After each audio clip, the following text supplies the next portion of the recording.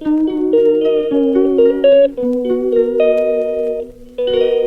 everyone! Welcome back to my YouTube channel. Ayan, ito na naman po tayo guys. Ayan, kailangan natin lutuin yon aking isang natitirang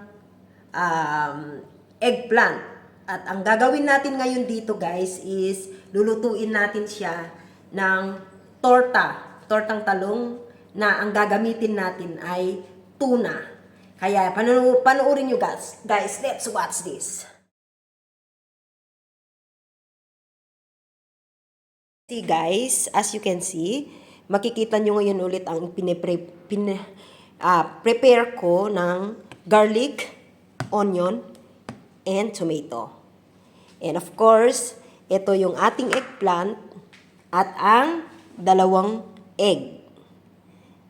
So, ito yung ating gagamiting tuna para ilagay natin sa ibabaw ng ating eggplant mamaya.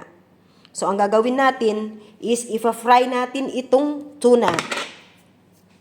Ayan. At yan na nga. Ayan, bubuksan natin ang ating stove ng low fire. At maglalagay tayo ng konting oil. At ang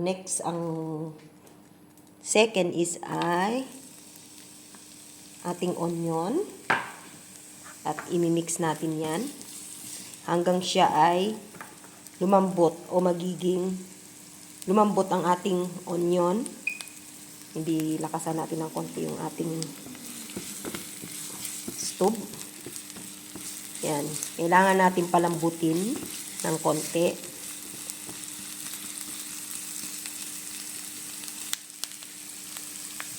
And yung next natin ay ating garlic.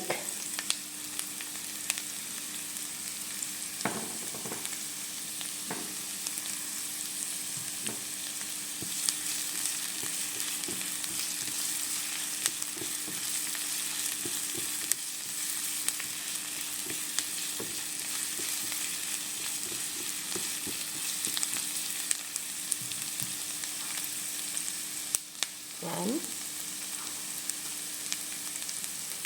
At ang next natin ay ang ating tomato.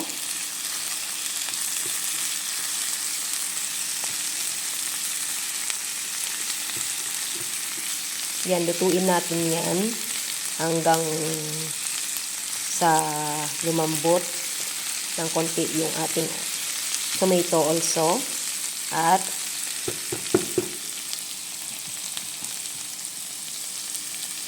ang next natin ay ang ating special tuna. Yan. Yan. Kung gusto nyo yung tipid lang na you don't need to spend money for you to eat. So, you can eat, maybe 2-3 persons can eat this one. 1 egg and this tuna. We can also add the salt on it.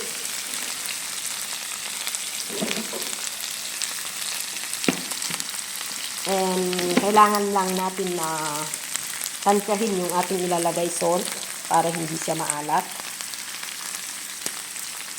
Yeah. Yan na siya. Sumasarap na ang ating bumabango. Yan.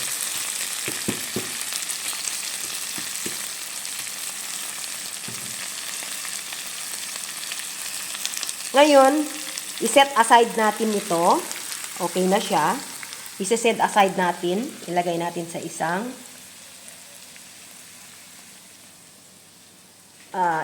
sulok na walang kalan. At kailangan natin ng isang pan para doon natin lulutuin yung ating eggplant. At kinrak natin yung dalawang 2 egg. At syempre hahaluin natin. Mix it, mix. together.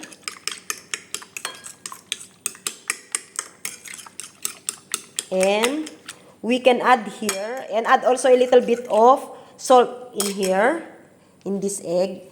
And of course, we can put this eggplant here. See guys, how yummy. Yeah, so yummy. We can put together the eggplant and the egg. And of course, you need to put oil, or if you want, if you don't like oil guys much, this eggplant have also other option. If you don't want to don't like much oil, we can also use the oven. You can put together in the oven, and you can cook this in the oven. You just put a little bit olive oil on it, and you just put the tuna that I made it on the top of this eggplant. Ayan. And wow, it's really yummy. Ayan na guys, yung ating oil na kailangan mainit na mainit. At syempre, doon natin ngayon ilalagay itong ating, you can just put together here. And you can put here, like this. And, sorry, we can put also together the tuna on the top. O, diba? Makikita nyo mamaya guys kung gaano kasarap ang ating kakainin.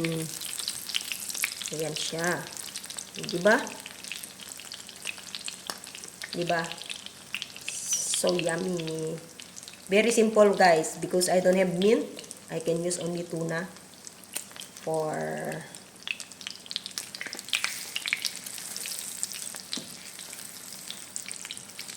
wow. There that.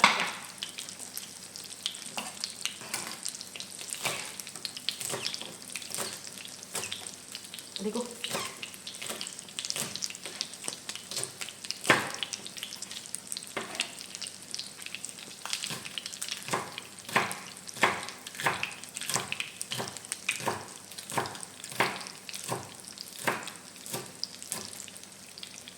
Yan.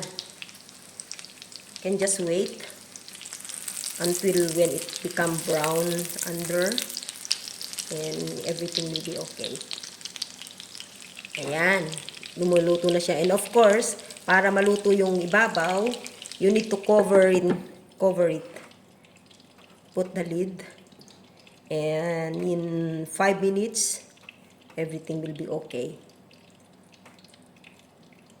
Ayan na siya. Kung makikita nyo, kulay brown na yung ating ilalim. Ayan yun yung ano. Yan. Ngayon, ililipat na natin siya sa ating pinggan. Ayan. And I added also the spring onion on the top para lalong sumarap ang ating iba.